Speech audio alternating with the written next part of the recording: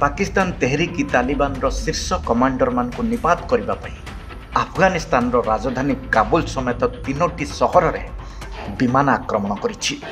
काबुल रे पाकिस्तान आक्रमण तालिबान वैदेशिक मंत्री आमिर खान मुताकी भारत गस्त समय होता। पाकिस्तान प्रतिरक्षा मंत्री ख्वाजा आसिफ अफगानिस्तान को कड़ा चेतावनी दबार किछि घंटा पर यही आक्रमण होता, जो से कही जे यथेष्ट होगला एवं इस्लामाबाद देश भितर कार्य करुवा कथित आतंकवादी शिविर गुड़िक आउ सह्य करिबो नाही बोली घोषणा करथिले।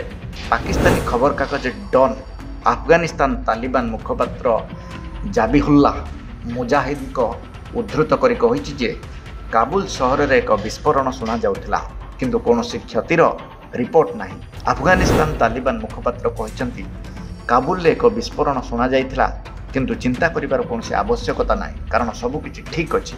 घटनार तदंत चलिछि एवं एपर्यंत कोनोसी क्षतिर रिपोर्ट मिली नाही।